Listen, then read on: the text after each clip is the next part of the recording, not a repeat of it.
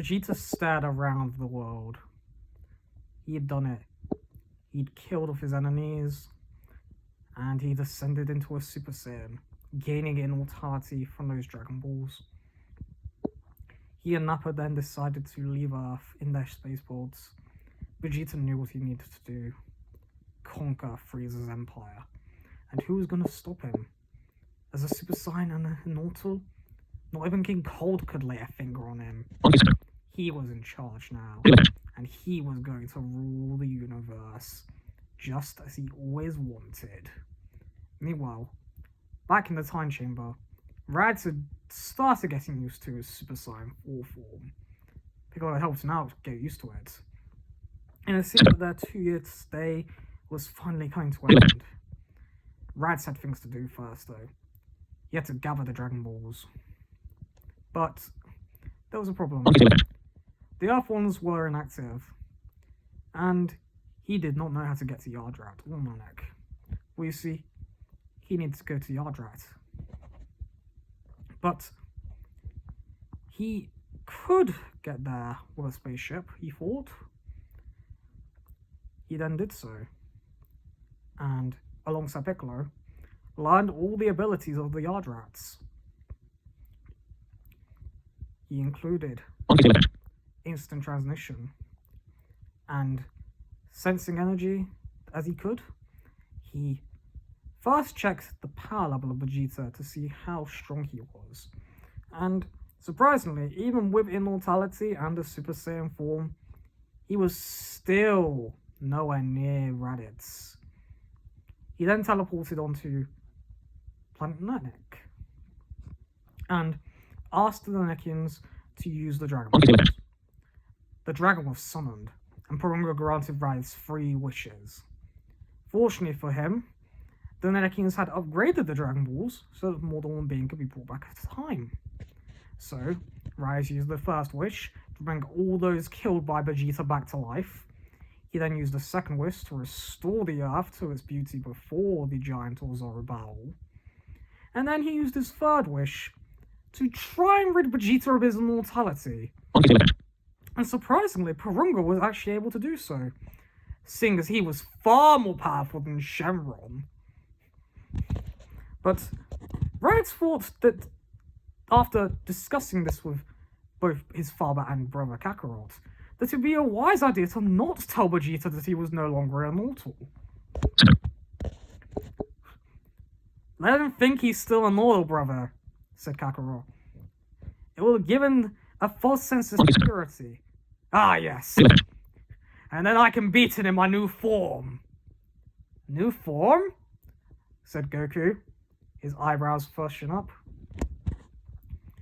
Raditz then smiled, and instantly powered into Super Saiyan 4. What do you think of this form, brother? Isn't it beautiful? If I was to give it a name, I would give it... Ah yes, Super Saiyan 4 Raditz. Kakarot was in awe, and so was Bardock. They too wanted to learn this form, but sadly they couldn't, for their tails would not grow back, it seemed, ever again.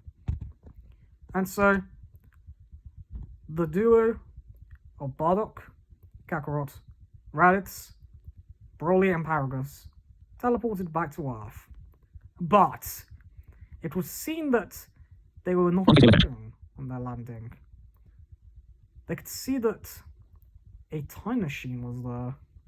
At least, they thought it was a time machine. They weren't sure, though. It could have been a spaceport for all they knew. And then they saw something interesting happening. A individual sparring with something that looked like the remains of Frieza. But Raditz was confused. He'd obliterated Frieza, right? Apparently, it turned out that Raditz had not completely wiped out the Emperor. It turned out that not only could he breathe in space, but his body was so durable that a small part of it survived the explosion of his body being destroyed by Raditz's giant blast. It wasn't much that was left, apparently, But it was enough to build into Necrophobia, apparently. Those scientists clearly weren't brilliant, thought Kakarot. And he was wondering where King Cold was, but he had just assumed that Vegeta was probably taking care of him. And so, the young man glared at Raditz. Raditz was confused. He didn't understand why this individual was so angry towards him. And then he turned to Kakarot and smiled.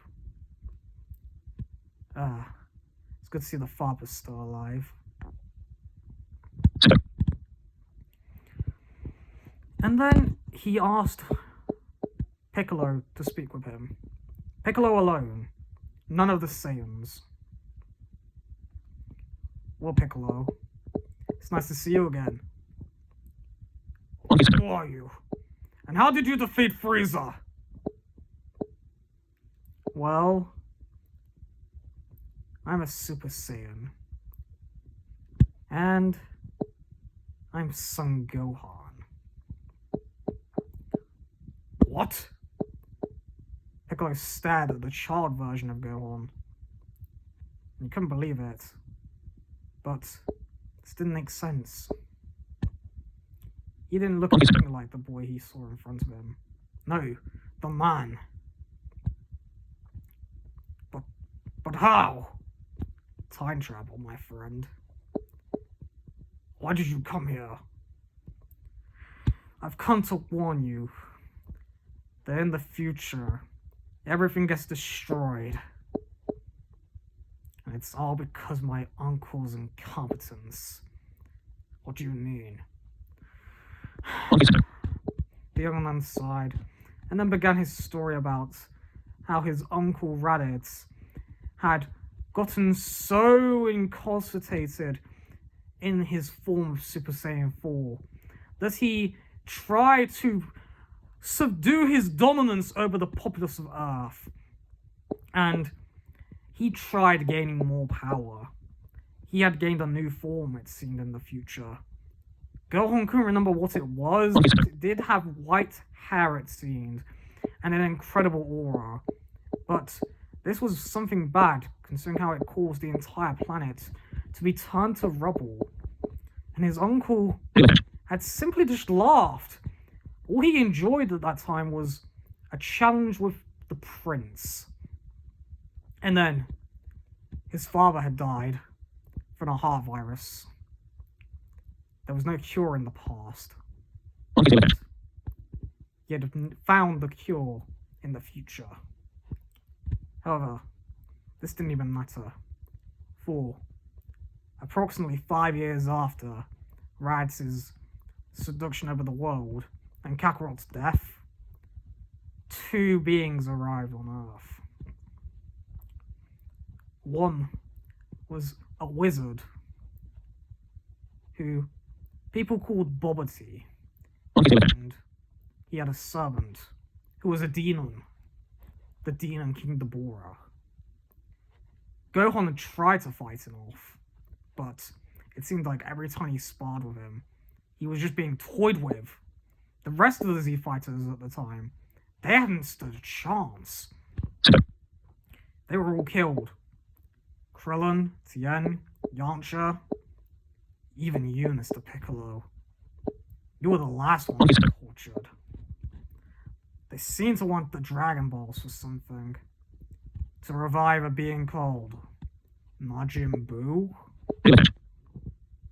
I was only able to survive the fights. Win? No. But one day, I was able to kill Babidi at least. So it meant that Deborah didn't have much of an influence. But it didn't matter. He said, slapping his fist to the ground. All that Demon wanted was to just bring out the Demon realm and cause havoc to the universe. I escaped in a time machine to hopefully be able to solve my uncle's incompetence. And to make matters worse, I am not the only being who came back in time. What? Piccolo stalked towards the time machine. Is there someone else in there? Yes. Out you come, Trunks! Out came Trunks. Who's this then? Said Piccolo. He's my cousin. Trunks.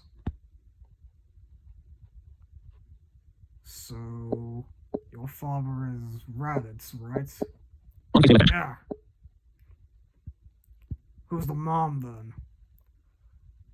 Bulma. Huh. Okay. Here, give this to my father, would you? Said Gohan. It will help him stay alive in this timeline. In 3 years' time, Deborah and Babidi will show up. And you will all need to train to keep up with them.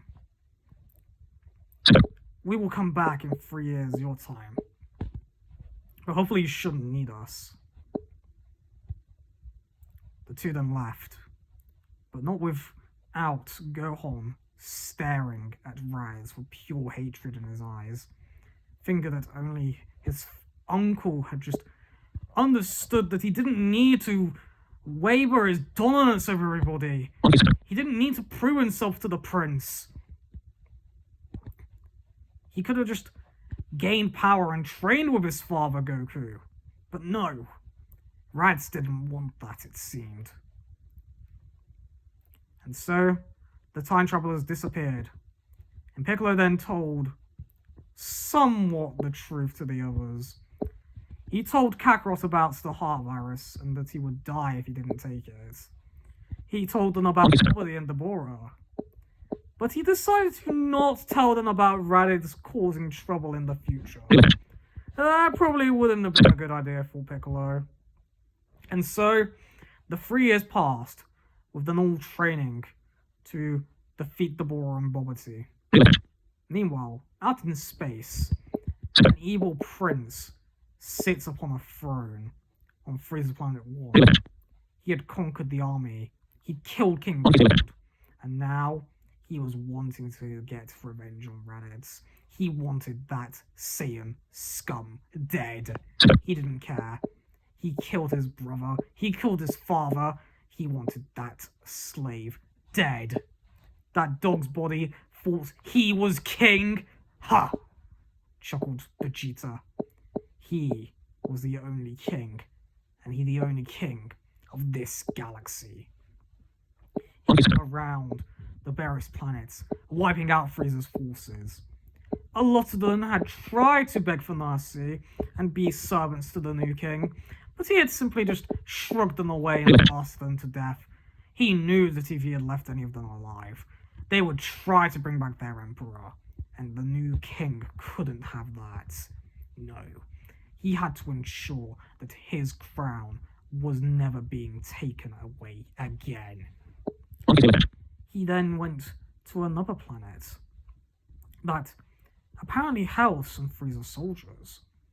He recognized a couple of them, Berry Blue, Kikono, but there was one general he wanted dead. He had a theory that he would be the one that might have a way to bring back Frieza, Sorbet, Tagoma, and Sasami. He blasted them all to death within a matter of seconds with his Super Saiyan power. And then, he decided to leave. He then went back to his throne room on his homeworld planet now, Frieza Planet 1, that he'd now renamed New Planet Vegeta.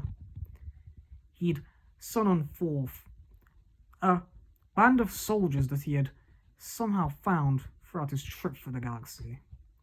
One was a Frenchman in Gridana who wielded a sword. He'd been told by him that he was once a member of Coola's armored squadron, but had decided to leave the squad as he felt that Coola's reign wouldn't be right. Vegeta had taken a liking to this person and chose to spare him once he had killed his Emperor Cooler.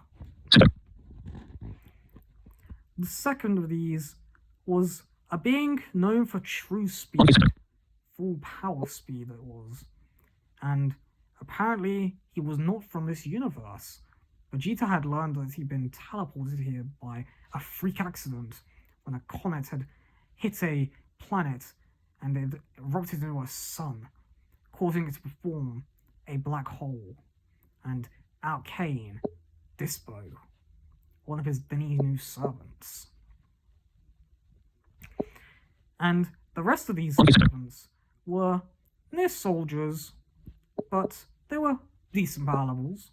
Nothing compared to the new king, of course, but they were loyal to their king and would be willing to do anything for him, even die for him. But they did need to know that he couldn't be killed. At least, he thought he couldn't be killed in his mind. He was immortal, surely. And he knew there was one being in the universe that he needed to prepare for. One day, he knew he might come back around. Beerus. He needed to train. Every day, every minute, every second of every hour. He needed to train to get strong enough to at least show Beerus the reason why you should never mess with a Saiyan. And especially not the Saiyan King. He trained for days and days. He even reached a new form, dubbing it Super Saiyan 2. But this wasn't enough for the king. He needed more training. Nappa had been an excellent sparring partner. At first, most of the battles had been just beatings, but eventually he'd been able to keep up with Vegeta, even unlocking Super Saiyan, surprisingly. Although Vegeta did find it comical that only his moustache turned yellow. A few more years passed, and out in space, the king had acquired a few new servants. One of these was a Dino, it turned out, and he had red skin and wore blue clothing. He also was accompanied by a small servant who could perform magic. "Oh, my lord, I believe that you might find some interest in going back to Earth," said the servant Bobbity. "And what would that be? I want to kill that dog's body of mine. I have no use for that backwater of a world." "But my liege, I have gained information that those who once killed have been brought back to life." "What?" screamed Vegeta. "How? How is this possible?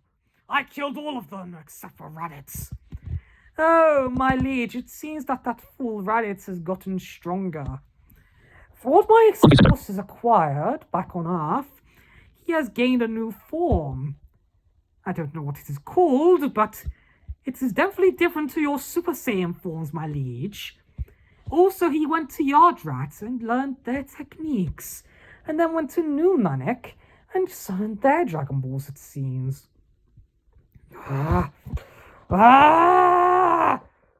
Cried the king in outrage. "No. How dare he ruin my plans!" Vegeta then screamed in anger and fury, causing the planet to erupt. "Sire, please! The planet can't handle much more of this!" But Vegeta didn't care. He screamed out in outrage, and it actually caused some results. His hair grew out, yellow and long. He had become the next evolution. He'd become a Super Saiyan 3. "This is new power. The power I will use to kill you, Raditz. Bobbity, set a course for Earth at once, and prepare all my forces. At once, sire." Deborah and Bobbity then went off to a quiet room. "Master, is this wise to be asserting our souls with him?" "Come now, Deborah.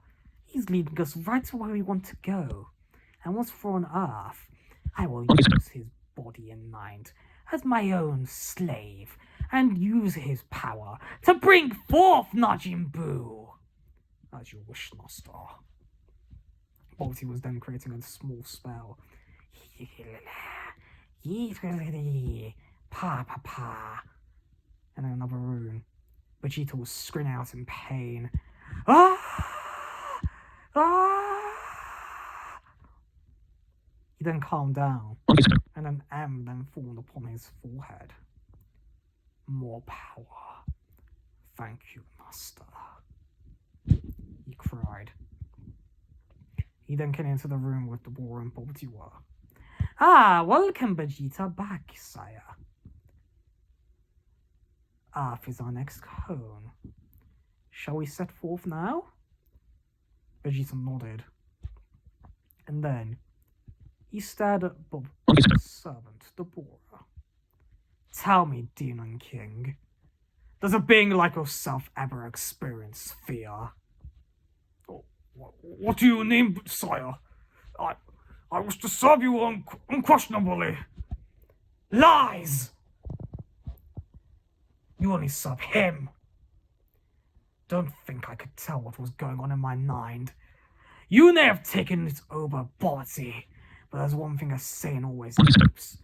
His pride! Vegeta then blasted Bobbity away into nothingness. He was dead. The spell was now gone. You're next, Demon King! And that's where we leave things for right now.